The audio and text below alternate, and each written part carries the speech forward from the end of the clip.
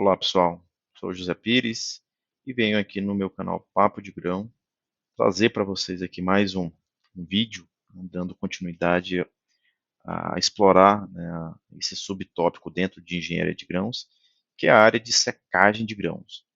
Então a gente já explorou em vídeos anteriores, né, explicando desde o conceito do que é o processo de secagem, né, por que é necessário secar, o que é o processo de secagem em si, e temos explorado ao longo dos últimos vídeos os principais pilares do processo de secagem. Já vimos lá atrás, né, o que é a umidade relativa do ar, já vimos também o que é o calor, e nesse vídeo, agora, né, quero explorar com vocês um dos principais pilares, né, que são fundamentais que a gente conheça, né, a dinâmica e como funciona, que é o ar. Então, ele é um pilar que, a meu entender, é um dos principais, porque de fato é ele que faz acontecer o processo de secagem. Né? Claro que os outros são importantes também, são, mas todos eles, querendo ou não, estão bem associados com o ar, né? Com exceção, claro, ali do tempo de residência, que ele tem uma particularidade bem específica, né, processual, né, e está bem atrelada com o processo de secagem industrial, mas os demais, que a gente já falou antes, tanto umidade relativa do ar e calor, eles têm uma correlação muito direta com o ar, tá bem? Então, nesse vídeo, quero trazer para vocês conceitos, né, e também explorar toda a dinâmica do ar para que, junto com o que já foi visto, dê mais robustez, né, e traga entendimento do processo de secagem como um todo, tá bom? Antes de iniciar, claro, quero pedir mais uma vez a sua colaboração para se inscrever no canal e dar o seu like também nesse vídeo, porque dessa forma ajuda, isso ajuda para que esse conteúdo chegue a mais pessoas. Claro, isso sirva de combustível para que eu continue produzindo mais material dessa natureza, tá bem? Então, adentrando aqui já nesse pilar, né, do ar, vamos entender inicialmente o conceito, né, como de praxe, a gente faz para todos os demais pilares já trabalhados. Então, o ar ele é o agente físico responsável em permitir os transportes de calor e de massa em todo o processo de secagem. Né? Então, a gente já viu que o processo de secagem, de fato, é um, é um fenômeno, né, que envolve aí os transportes de calor, né, e de massa, já que você tem ali transferência de calor para que favoreça, né, e acelere ali otimize o processo de secagem. Né? Para mais dúvidas, não deixe de assistir os vídeos anteriores sobre o pilar calor. E transferência, transporte de massa, porque é o que é o objetivo principal. Né? Você quer transportar a água em forma líquida de dentro do grão para essa mesma água se transformando em estado gasoso, né, em forma de vapor, e seja carregado, né, para o ar. Então, esse que é o objetivo final do processo de secagem, você retirar água em estado líquido de dentro do grão e tirar essa água, né, e levar embora através do ar. Então, em linhas gerais, de forma bem simples, é isso que é o processo de secagem. Bom, continuando aqui, né, um dos pilares já falados, umidade relativa do ar, é uma propriedade desse ar que será usado para o processo de secagem. Da mesma forma, o calor para o processo de secagem por ventilação só consegue ser transferido para o grão através da quantidade de ar que o transporta. Então, como a gente já viu, a umidade relativa do ar lá atrás, quanto mais úmido, né, quanto mais água em forma de vapor eu tenho dentro desse ar, mais difícil é o processo de secagem. E quanto menos ar, menos água em forma de vapor eu tenho nesse ar, mais fácil fica o processo de secagem. Então, essa é uma propriedade, umidade relativa, é um pilar, claro que é, mas ela está inteiramente associado com o ar. Da mesma forma que seja efetiva, né, eu consiga transferir calor, eu preciso ter algo que seja o responsável por esse processo.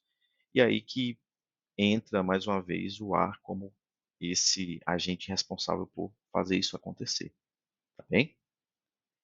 Então, em linhas gerais, né, por uma temperatura constante, né, porque quando você tem variações de temperatura, a gente já viu que você tem mudanças, né, de umidade relativa. A gente já falou sobre isso quando a gente falou da não só da umidade relativa do ar, como também no calor. Mas vamos imaginar que a gente tem uma temperatura constante, certo? Então, para uma mesma temperatura, né, sei lá, 35 graus, né, que está fazendo em determinada localidade. Quanto maior a vazão do ar, então eu vou ter maior quantidade do agente de secagem e, por consequência, eu vou ter uma maior secagem, vou ter um maior rendimento de secagem.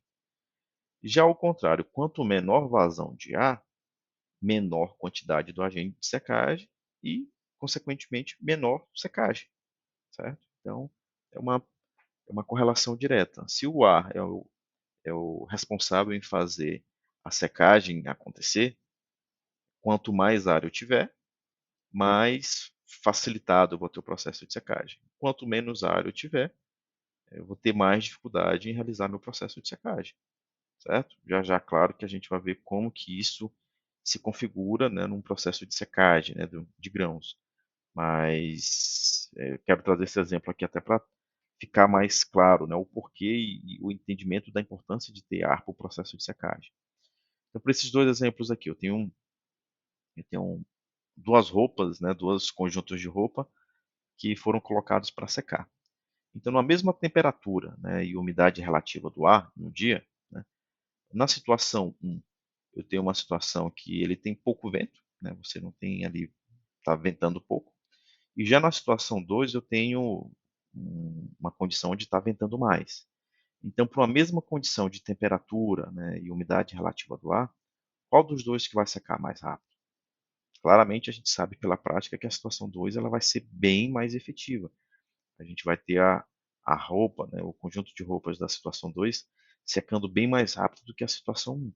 Por quê? Eu estou tendo mais ar, né, eu estou tendo mais agente de secagem, né, estando presente. Por mais que a temperatura, né, e a umidade relativa do ar sejam as mesmas nos dois cenários, no cenário 2 eu sei que vai ser mais efetivo o processo de secagem. Tá? E como que isso ocorre? Né? Como que a gente entende isso para um processo de secagem de grãos? Né? Então, trazendo aqui as mesmas figurinhas, né, que a gente já vem trabalhando nos exemplos anteriores. Então, aqui antes do processo de secagem, né, para esse meu processo aqui, eu tenho uma umidade, um ar com umidade relativa a 60%, né, e um grão antes de secar com essa quantidade de água, água em forma líquida. Coloquei os dois em contato, então depois do processo de secagem eu tenho esse meu ar com 80%, já que ele roubou água líquida e incorporou como água em forma de vapor na sua constituição e ficou com 80%, né, de umidade relativa. E o grão, depois de secar, né, tem agora menos água do que tinha antes. Então, um exemplo bem simples, como a gente já vem trazendo nos exemplos anteriores. Mas o que acontece quando eu adiciono mais ar? Né? E é o que a gente vai olhar aqui agora nesse exemplo. Então, o meu grão antes de secar também está na mesma quantidade de água que tinha no exemplo 1, no exemplo anterior, e o meu ar também está a 60%. Né? Só que a única diferença é que no exemplo anterior eu tinha uma unidade, né, de ar, né, e agora é que eu tenho duas unidades de ar. Eu tenho mais ar do que no primeiro exemplo. Tá bom? E os dois estão a 60%. Coloquei em contato, né, essas duas representações de ar com o grão e tive o processo de secagem acontecendo. Então, depois do processo de secagem, digamos que também essas duas representações de ar, elas ficaram com 80% de umidade relativa, né, igual ao exemplo anterior, e o grão também ele foi seco.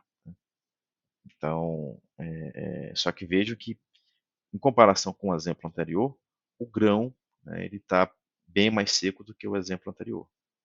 Então, eu mantive a quantidade do meu agente de secagem.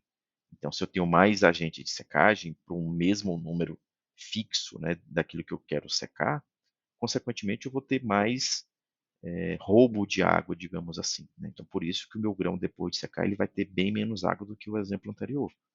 Tá? Então, aqui a gente ganha por quantidade. Né? Vazão de água ganha por quantidade. Então, esse que é o principal efeito, né, do ar, né, durante um processo de secagem. Certo? Então, vou fazer de novo aqui aquele mesmo paralelo com o que falamos agora há pouco, né, sobre as roupas no varal. Então, é igual o exemplo um e o exemplo 2 aqui, né? Então, no exemplo um eu tinha pouco ar, né? Então ele vai secar? Vai secar. Só que para o exemplo 2 eu coloquei mais ar, né? Eu estou ventando mais, né? Então, quando a gente fala com aumento de vazão de ar, nada mais é eu estou adicionando mais ar, né, nesse processo. E mais ar e para a mesma quantidade daquilo que eu quero secar, consequentemente eu vou ter mais facilidade em roubar água, já que eu tenho mais figuras ali que estão roubando essa, essa água, tá? E aqui, né, entra a mágica, né, do processo de secagem e você entender toda a dinâmica. Então imagine que eu estou colocando mais ar. Então isso já é sabido que a gente vai ter o efeito do ganho, né, pelo aumento da quantidade do ar de secagem.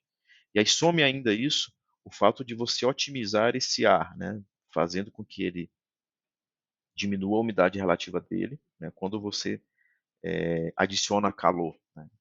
Então, esse combo, né, de colocar mais ar e colocar a umidade relativa dele mais baixa, pelo efeito do aumento do calor, né, pelo transporte, pelo efeito do aumento de temperatura devido à absorção de calor, é o que faz com que a gente tenha a otimização do processo de secagem, tá bom?